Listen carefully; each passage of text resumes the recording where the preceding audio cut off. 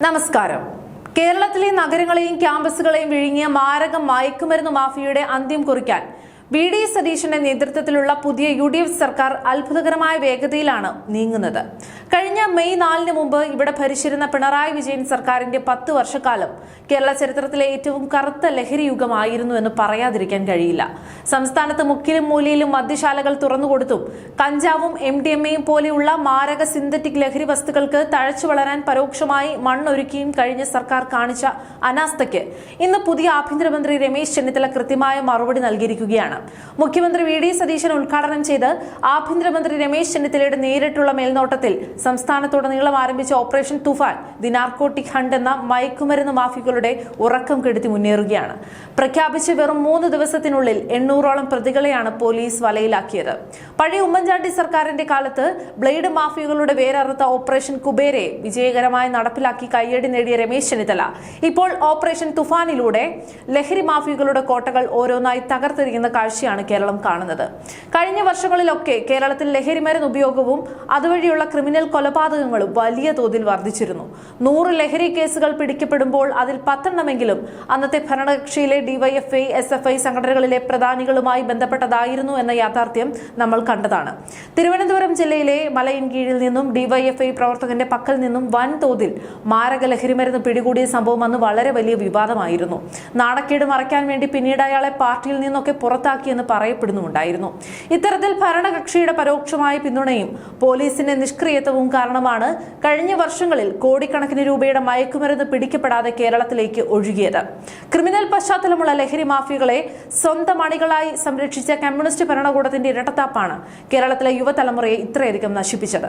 എന്നാൽ ഭരണം മാറി ആഭ്യന്തര വകുപ്പ് രമേശ് ചെന്നിത്തലയുടെ കൈകളിൽ എത്തിയതോടെ പാർട്ടി നോക്കാതെ ഗുണ്ടകളെയും ലഹരി കച്ചവടക്കാരെയും അഴിക്കുള്ളിലാക്കുന്ന യഥാർത്ഥ പോലീസ് വീര്യമാണ് ഇപ്പോൾ നമ്മൾ കാണുന്നത്. ലഹരി ഉപയോഗത്തെ പരോക്ഷമായി പിന്തുണയ്ക്കുന്ന ഒരു നിലപാടായിരുന്നു പിണറായി വിജയൻ സർക്കാർ പലപ്പോഴായി സ്വീകരിച്ചിരുന്നത്. ഇതിന്റെ ഏറ്റവും വലിയ ഉദാഹരണമാണ് ഗായകൻ വേടന്റെ കേസിൽ നമ്മൾ കണ്ടത്.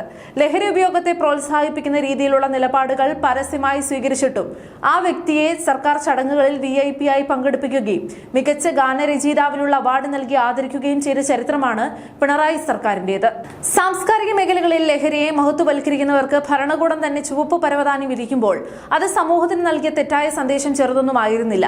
നാഷണൽ ക്രൈം റെക്കോർഡ്സ് ബ്യൂറോയുടെ കണക്കുകൾ പ്രകാരം കഴിഞ്ഞ കമ്മ്യൂണിസ്റ്റ് ഭരണകാലത്ത് മയക്കുമരുന്ന് കേസുകളിൽ കേരളം മുന്നിലുണ്ട്. 2024 27,530 കേസുകൾ ഉണ്ടായിരുന്നത് 2025 ആയപ്പോഴേക്കും 36,314 കുതിച്ചുയർന്നു. ഇത്തരത്തിൽ ലഹരി കേസുകൾ വർദ്ധിച്ചിട്ടും ശക്തമായ ഒരു നടപടിയും എടുക്കാതെ കൈയും കെട്ടി നോക്കി നിന്നവർ ഇന്ന് പ്രതിപക്ഷത്തിരുന്ന പുതിയ സർക്കാരിനെ വിമർശിക്കാൻ ഇറങ്ങുന്നത് എത്രത്തോളം പരിഹാസ്യമാണ്. ലഹരി വിരുദ്ധ പോരാട്ടം ഫേസ്ബുക്കിൽ ക്യാപ്ഷൻ ഇട്ട് നടത്തുന്ന ഒന്നല്ല എന്ന് രമേശ് ചെന്നിത്തല തന്റെ പ്രവൃത്തിയിലൂടെ തെളിയിച്ചു കഴിഞ്ഞു. ജൂൺ 1 ആരംഭിച്ച ഓപ്പറേഷൻ തുഫാൻ വഴി വെറും 3 ദിവസത്തിനുള്ളിൽ 728 കേസുകൾ രജിസ്റ്റർ ചെയ്യുകയും 2 വിദേശ പൗരന്മാരുൾപ്പെടെ 795 കൊടും ലഹരി കച്ചവടക്കാരെ അറസ്റ്റ് ചെയ്യുകയും ചെയ്തു. 625 ഗ്രാം MDMA, 48 കിലോ കഞ്ചാവ്, ഹാഷിഷ് ഓയിൽ എന്നിവയുൾപ്പെടെ 60 ലക്ഷത്തിലധികം രൂപയുടെ മയക്കുമരുന്നുകളാണ് ചുരുങ്ങിയ സമയം കൊണ്ട് പിടിച്ചെടുത്തത്. ബംഗളൂരു, ഡൽഹി തുടങ്ങിയ അന്യ സംസ്ഥാനങ്ങളിലെ ലഹരിമരുന്ന് കേന്ദ്രങ്ങളിലേക്ക് വരെ കേരള പോലീസിന്റെ പ്രത്യേക സ്ക്വാഡുകൾ അന്വേഷണം വ്യാപിപ്പിച്ചു കഴിഞ്ഞു. ലക്ഷറി ഹോട്ടലുകളിലെ DJ പാർട്ടികൾ, സ്കൂൾ പരിസരങ്ങളിലെ പുകയില വിൽപ്പന എന്നിവയ്ക്കെതിരെ കർശനമായ നിരീക്ഷണമാണ് എക്സൈസും പോലീസും സംയുക്തമായി നടത്തുന്നത്. പോലീസിനും എക്സൈസിനും തങ്ങളുടെ കൃത്യനിർവഹണം നടത്താൻ പൂർണ്ണമായ സ്വാതന്ത്ര്യം നൽകിയ സുതാര്യമായ UDF സർക്കാരിന്റെ ഈ നിലപാടിന് വൻ ജനപിന്തുണയാണ് ലഭിക്കുന്നത്. മുൻ സർക്കാരിന്റെ കാലത്ത് ലഹരി മാഫിയകൾക്ക് ലഭിച്ചിരുന്ന എല്ലാ രാഷ്ട്രീയ സംരക്ഷണവും വി.ഡി. സതീശൻ സർക്കാർ ഒറ്റയടിക്ക് വെട്ടിമാറ്റിയിരിക്കുകയാണ്.